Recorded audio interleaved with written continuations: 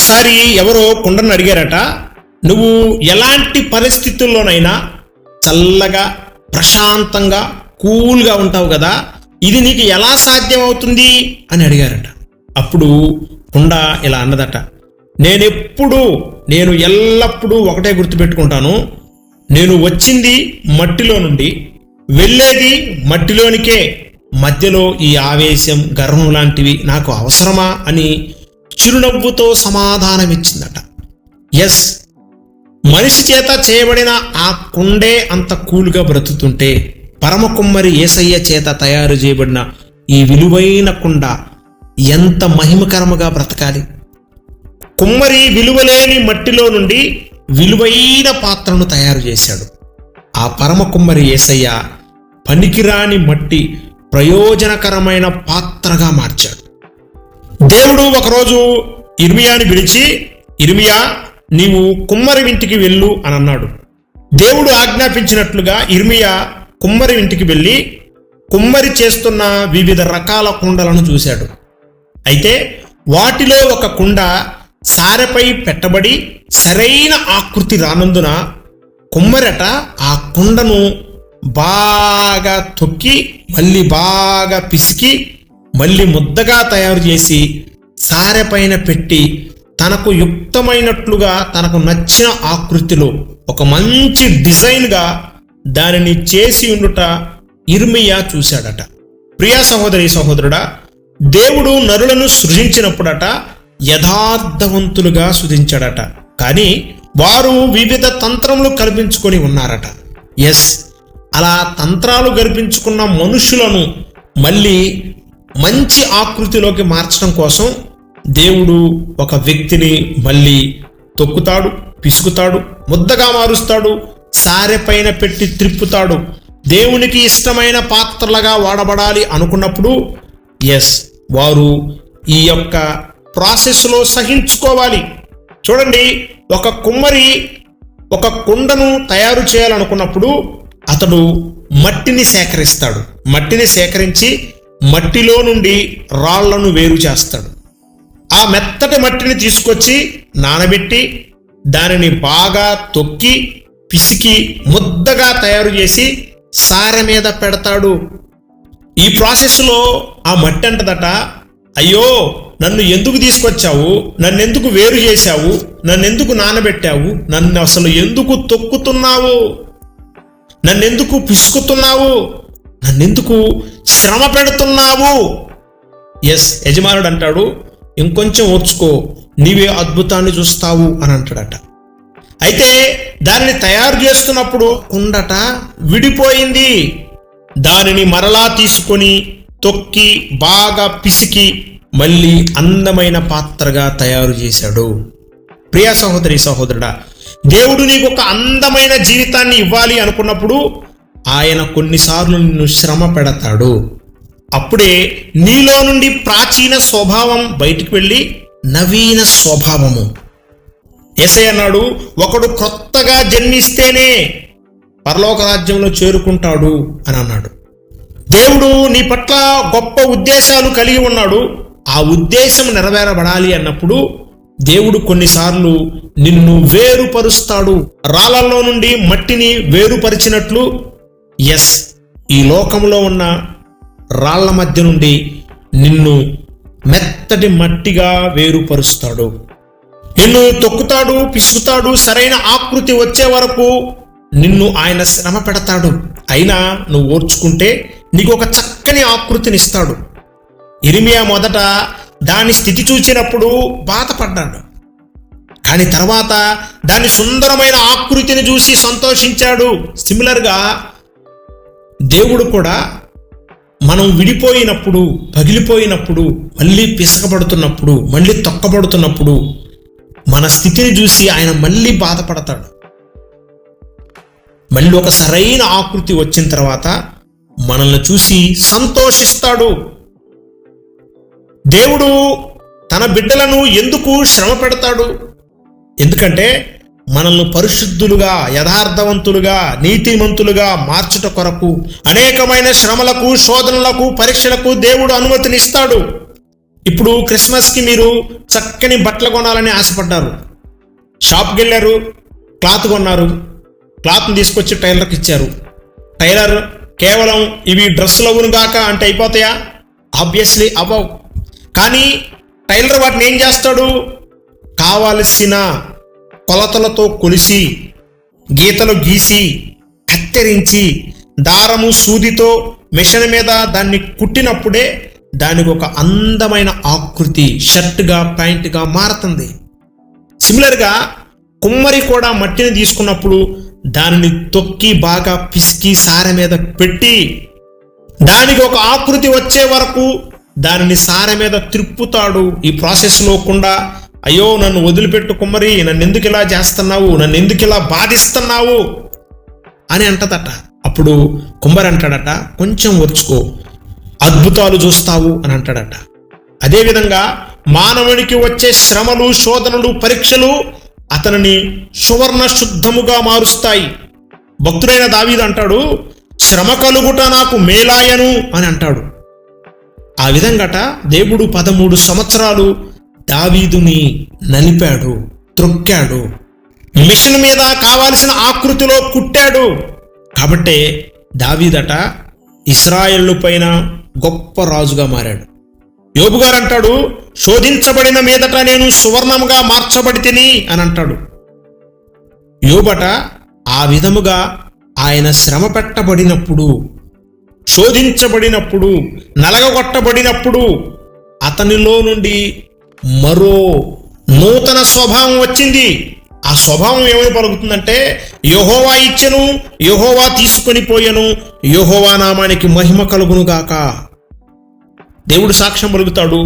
చూడండి, నోటి మాట ద్వారా కూడా యోబు దేవుని నామాన్ని దూషించలేదు, అతడు యథార్థవంతుడు అని అన్నాడు. ప్రియ సహోదరి సహోదరుడా, అందుకే దేవుడు నీలో నుండి ప్రాచీన స్వభావాన్ని తొలగించి నవీన స్వభావం నీలోకి రావాలి అని దేవుడు కొన్నిసార్లు శ్రమ పెడతాడు. శ్రమలలో, సిలువలో యేసయ్య రూపు నలగొట్టబడింది. యేసయ్య పరిమళ వాసనగా, ఈ ప్రపంచం అంతటికి పరిమళ వాసనగా మారాలి అని ఆయన సిలువలో తన రూపును కోల్పోయాడు, నలగొట్టబడ్డాడు. అందుకేనట అన్ని నామాల కంటే పైనామము యేసు నామము అని తండ్రి చేత అధికముగా ఆయన హెచ్చింపబడి ప్రతి నాలుక ఆయనను ప్రభు అని ఒప్పుకొనున్నట్లుగా ఆయన మహిమను పొందుకున్నాడు. అసలు దేవుడు ఒక వ్యక్తిని ఎందుకు శ్రమపరుస్తాడు? దేవుడు ఎందుకు ఒక వ్యక్తిని శ్రమలకు, పరీక్షలకు అనుమతినిస్తాడు? బైబిల్లో రాయబడిన అద్భుతమైన మాటలు ఏంటంటే, శ్రమ పడిన కొలది దేవుడు మనకు మేలు చేస్తాడు.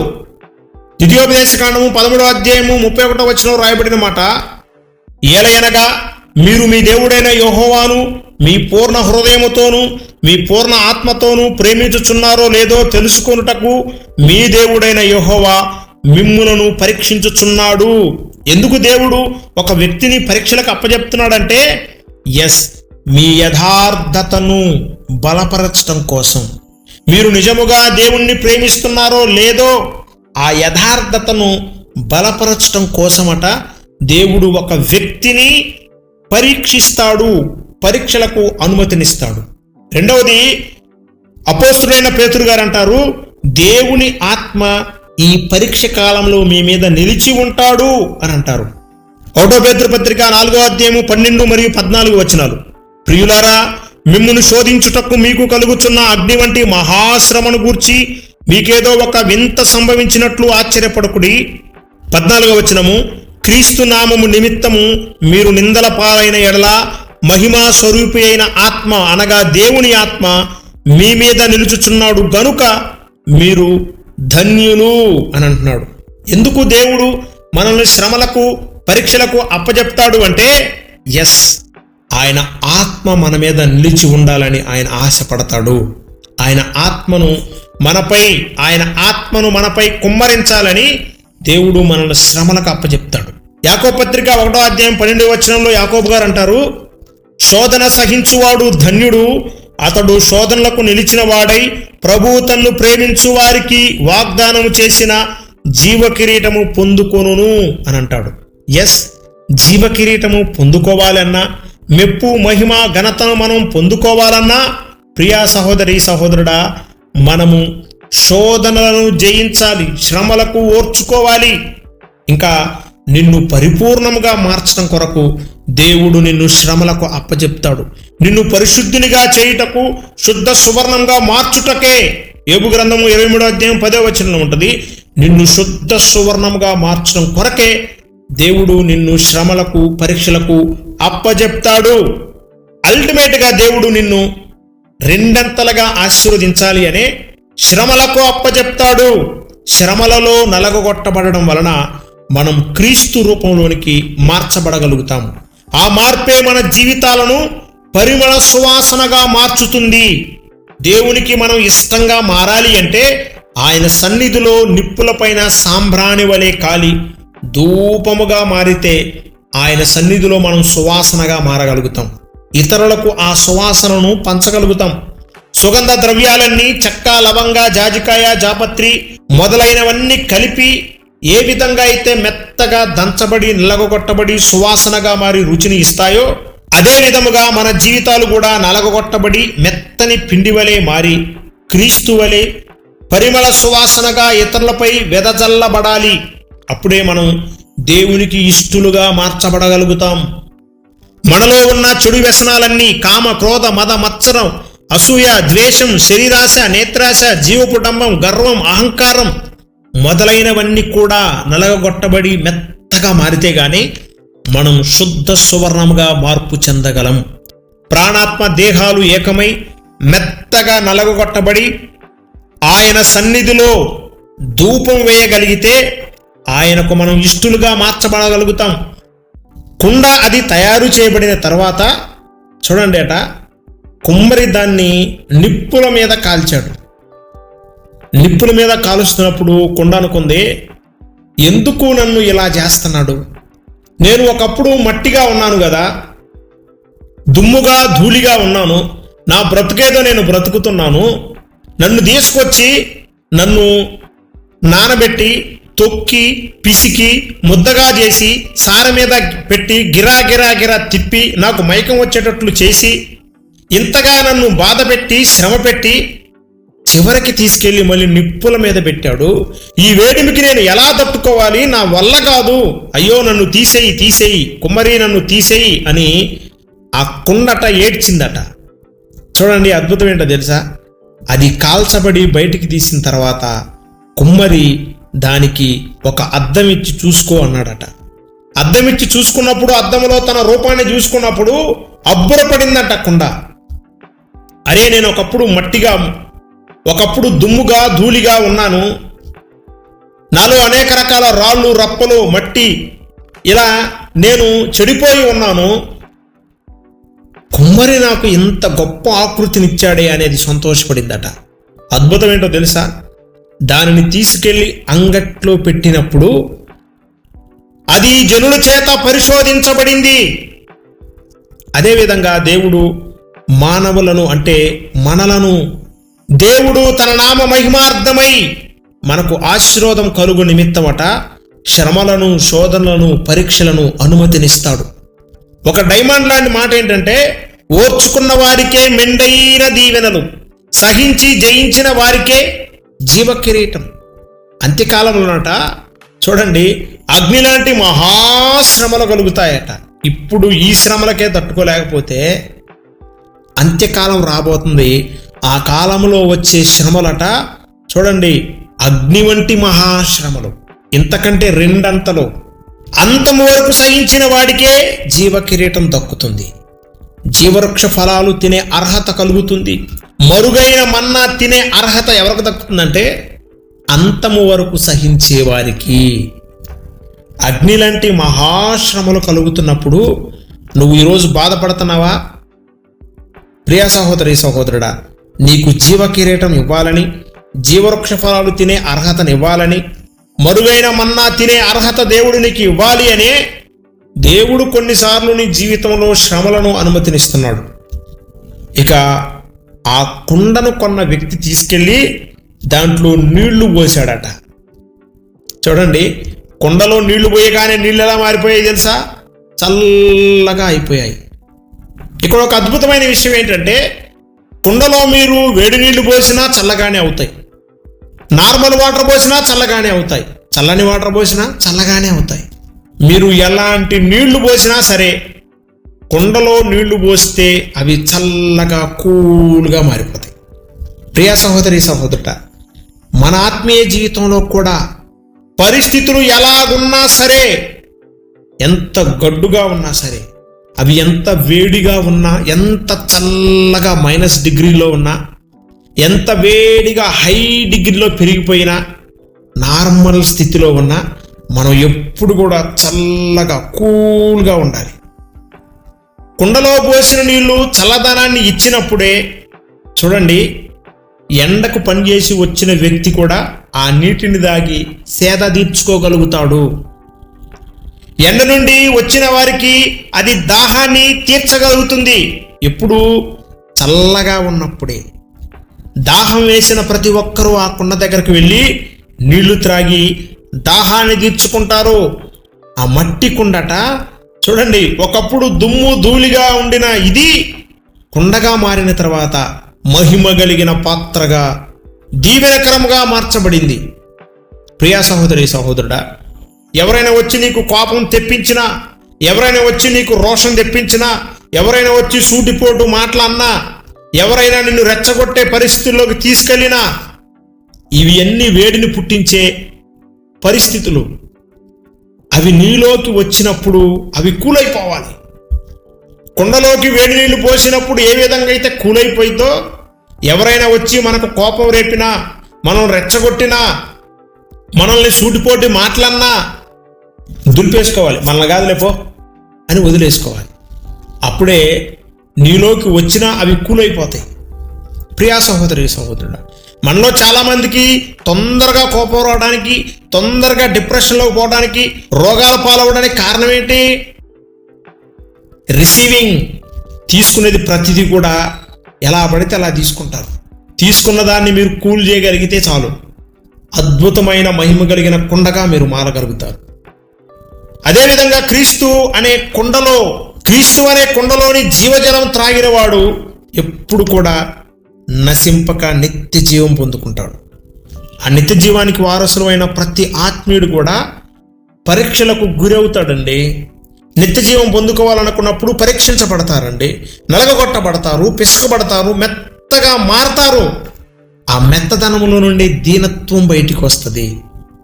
ఈ దీనాత్ములే భూలోకాన్ని స్వతంత్రించుకుంటారు. నిన్ను దీవెనకరముగా మార్చాలి అనే దేవుడు శ్రమలకు అప్పజెప్తాడు. ఈ ప్రాసెస్లో సింపుల్ ఏమీ లేదు. ఆయన ఎలా మార్చితే అలా మారే మట్టి ముద్దగా నువ్వు మారితే చాలు. అందుకే ఈరోజు మనం అడుగుతాం, ప్రభువా, నేను కూడా మట్టి కుండలాగా నీకు లోబడాలయ్యా. నేను కూడా క్రీస్తు వలె మహిమ కలిగిన పాత్రగా వాడబడాలి ప్రభువా.